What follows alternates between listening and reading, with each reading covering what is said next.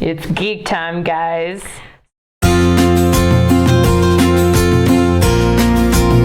So today we're going to be going over some predictions we have for Infinity War. So yeah, all right. So we're going to talk about the first trailer that they released. We'll put the link to that in the comments, or in the description, not in the comments.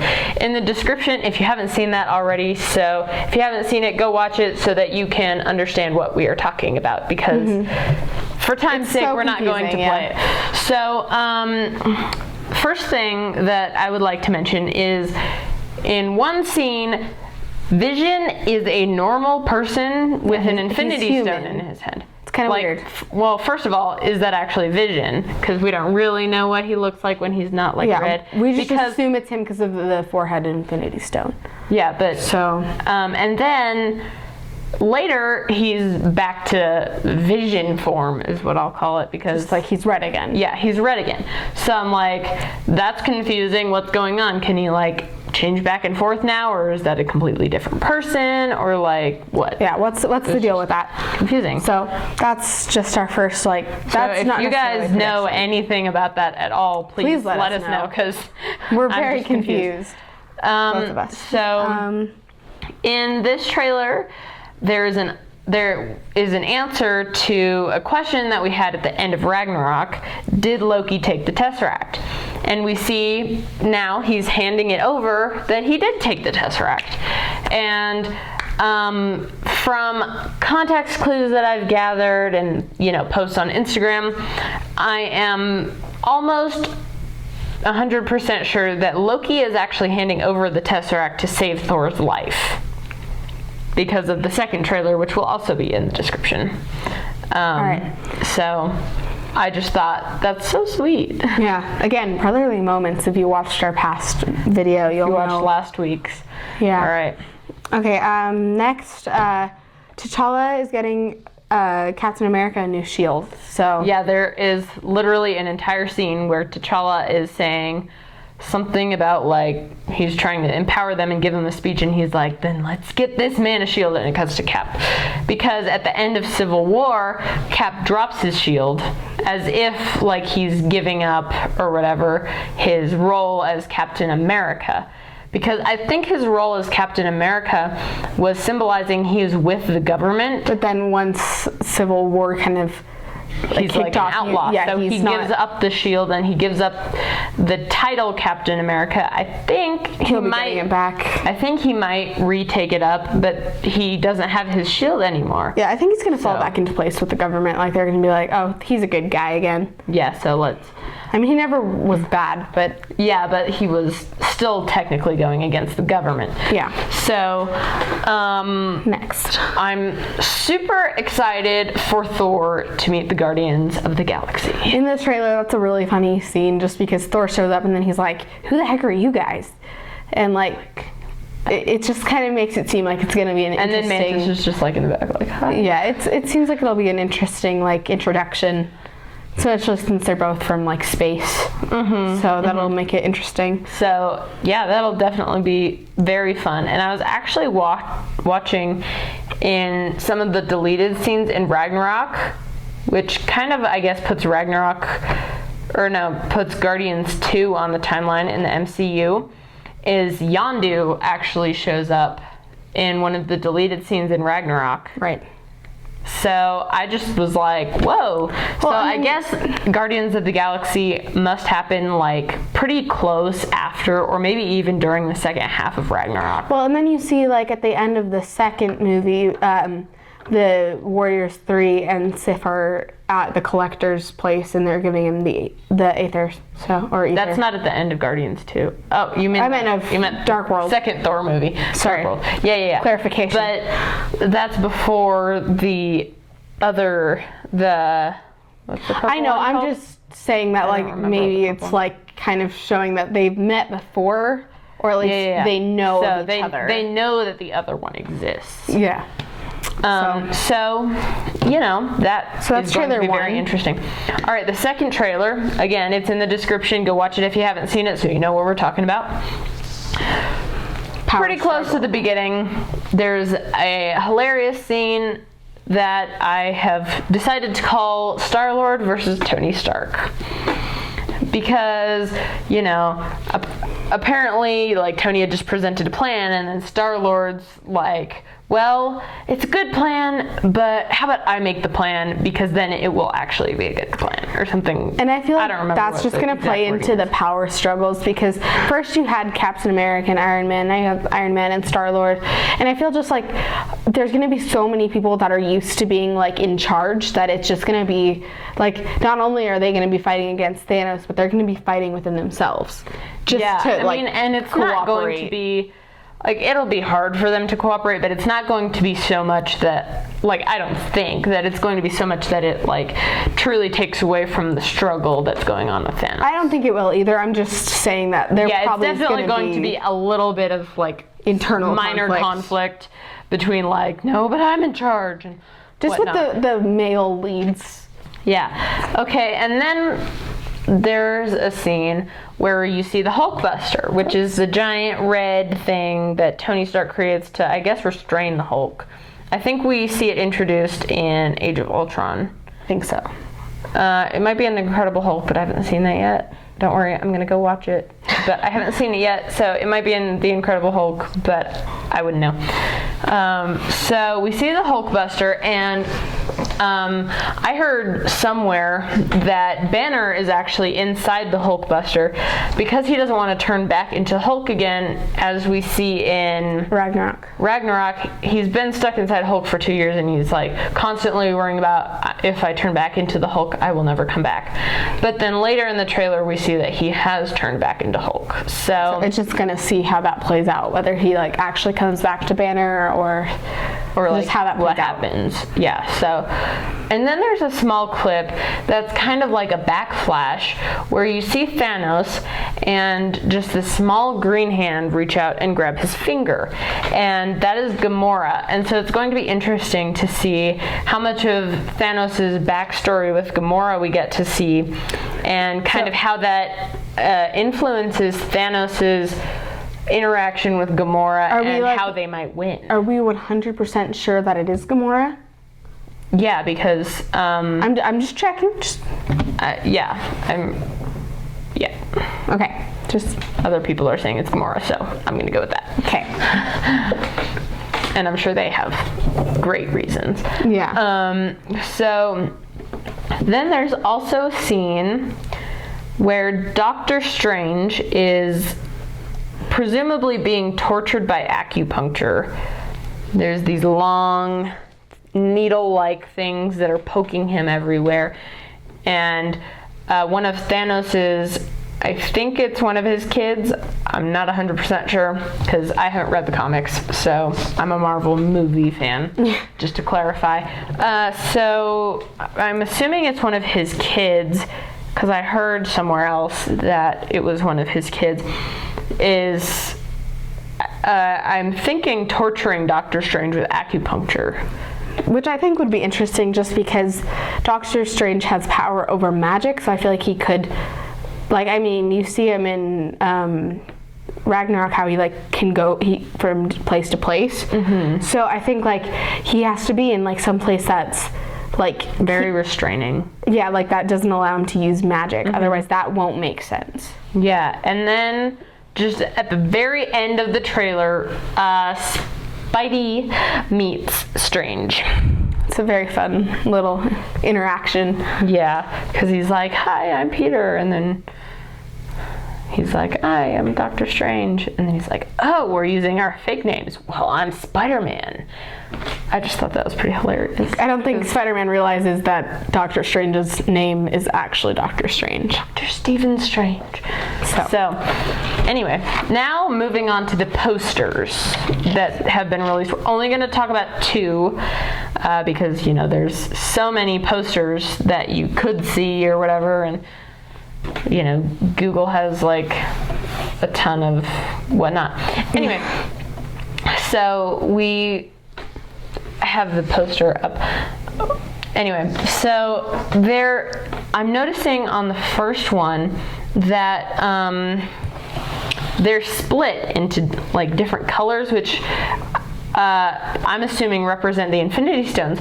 but there's only 5 colors represented, which would mean 5 Infinity Stones, and they're not grouped by like movie or anything. They're just it seems like they're randomly put into a group. Yeah, which so like is confusing. Like, why? And it doesn't have anything to do with, like, maybe it has something to do with how they're like paired up when they're fighting Thanos or something, because like there's Rocket, Groot, Black Widow, Thor, Loki, and War Machine in one of them. So, and none of it doesn't really seem like there's any correlation to the So maybe when we see the movie there will be correlation, or maybe it really is just random. And it's just for fun. Yeah. Like, we don't know, but we're assuming that there's going to be something that kind of explains it in the movie. Just like seeing it now doesn't make a ton of sense. Yeah, without context, it's just like, what? Yeah. All right.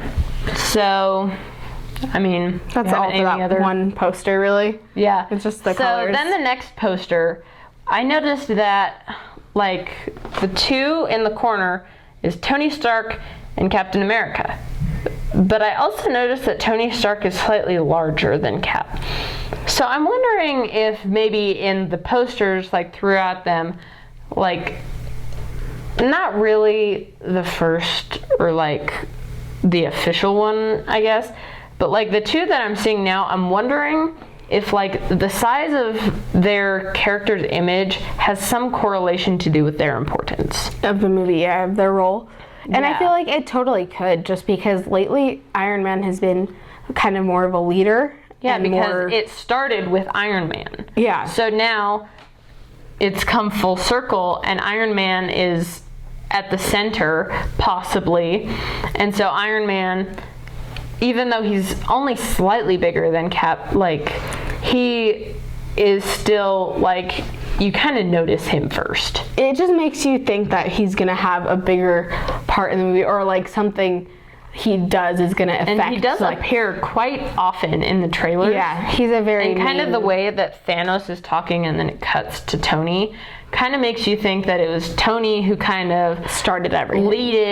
led them into the whole battle and just all the problems that, like, he kind of feels responsible for everything.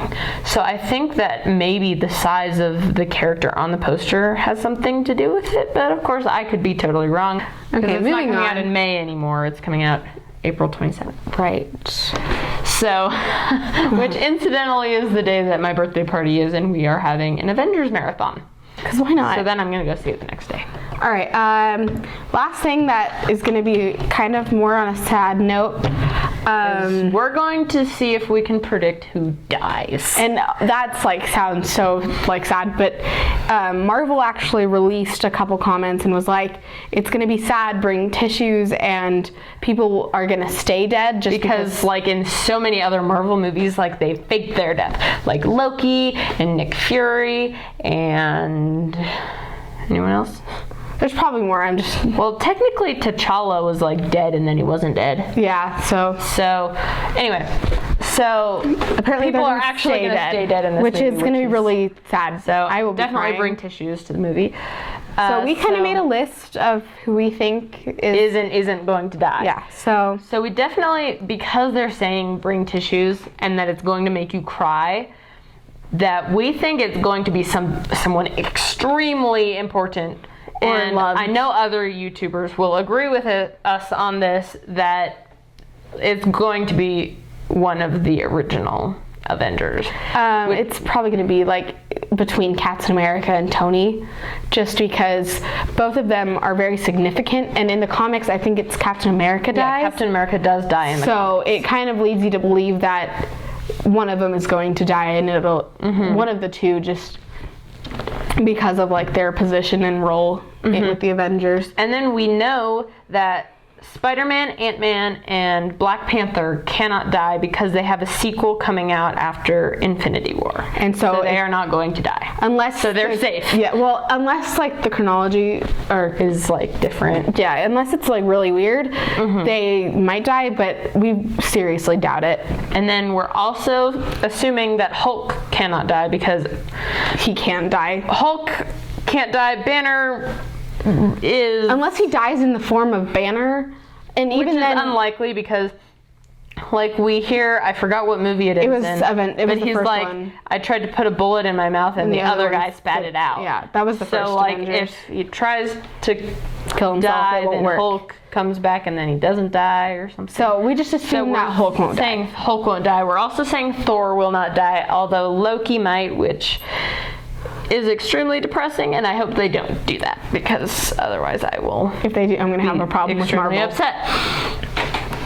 But Thor's probably not going to die. Because, I mean, it's Thor, guys. I mean, he maybe he will, but the fact that he's a god makes it seem like, since he's like immortal, it just seems and it's not his Ragnarok unlikely. yet. So yeah, it just seems unlikely. Yeah, it seems extremely unlikely. We're going to say Hawkeye isn't going to die because he's a father, and I think because,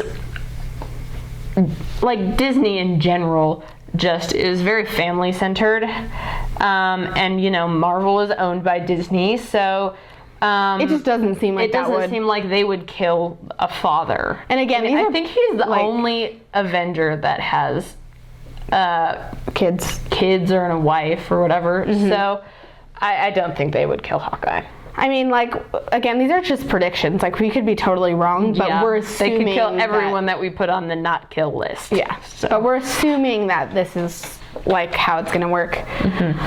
Scarlet Witch or Black Widow, we think one of them is going to die. It could be both, but we're just thinking that they're not going to keep all the female, because there's also, like, Gamora and everyone. Mantis and all of them. So we just think that, like, there's so many girls that they're probably going to... Nebula, right? Yep. Don't know why I didn't think of that. I don't know. It seems like one of the girls is going to die. Yeah, and I'm leaning kind of towards Black Widow because, you know, she's extremely skilled in fighting and she's very strong, but everybody else has, like, they're invincible, like Hulk, or they have a specially designed suit that she doesn't have, or, you know, they have some sort of powers. Yeah, and like, so it just seems that she's the most vulnerable. It also seems like she would be, like, the way we're picturing it is that she's gonna die saving someone, possibly like Captain America, or Hawkeye, or Cap. Just because she's very, like, caring, and, like, they're, like, during Civil War, like, she was helping out Tony, but she was also helping out Captain America. Like, she was kind of like trying to be, like, helpful to both sides. So we just kind of think if she does die, and it's then going to be helping thing someone. With Banner, that's like, it's a little confusing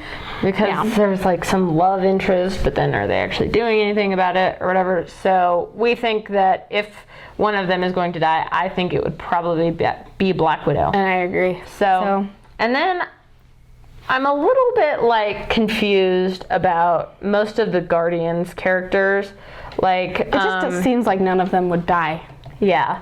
But at the same time, like, maybe they'll kill Mantis, or maybe Nebula will die trying to kill her father, or something like that. Something along those lines. But it just seems, like, unlikely that they would die, just because they're relatively new characters of the Marvel Universe. Just, like, with movies and stuff, so it just seems like... And they're definitely not going to kill Groot, because they've already done that, and it would be too repetitive and predictable, so they're not going to kill Groot. And if they did that, I feel like people would be kind of angry with them. Because, I mean, he just, like... back. Exactly, like... teenager. Yeah, he's a lot younger. Or, like, Groot Jr., like... Yeah. I don't, like, whichever, like, way you see it, it's still, like, it would just be really, like... And then my other question was, are they going to kill, like, Falcon or War Machine? I don't think they're going to kill War Machine because, like, he's already injured and almost died, so I think that, again, would be too repetitive. But I'm kind of confused, like, what to think about Falcon. I feel like the thing with Falcon is just, like, he's... At least for me, like, he was never a character who I was like, oh yeah, I know all this stuff about Falcon. He just is now being, like, really introduced. So I feel like I don't know if he has so much significance as some of the other characters. Yeah. But again, I'm probably totally wrong. Maybe, like, he's gonna come into this movie and, like, save everyone, like, from, like, a huge attack, and I'll be just like, okay, I was wrong. But I don't know. The fact that I don't know much about his character is making me think that he might die. Just, I don't know. Okay, and then we've got just a couple more things and. Oh, also, So- Bucky. Oh yeah, Bucky. So I don't think they'll kill Bucky. Probably not. Because But he's just throwing that- now not brainwashed, so I don't think they'll kill Bucky. So talking about Vision again, do we think that I don't think that if they take the Infinity Stone out of his forehead, he's going to die. I think he will, because I feel like it's connected to him, and I feel like it's kind of part of his soul. So I feel like he would die. Well, I mean, like, what I'm thinking is, like, he's Jarvis. That's true.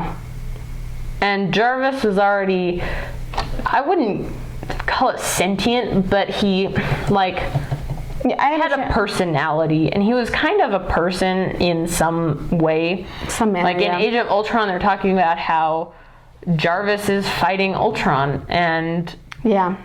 so I don't think that taking the Infinity Stone out of his forehead will kill him per se, but it might reduce how useful he is. Yeah, I don't know. I think it might kill him. But And then the last most important point, which the Soul Stone. where is it?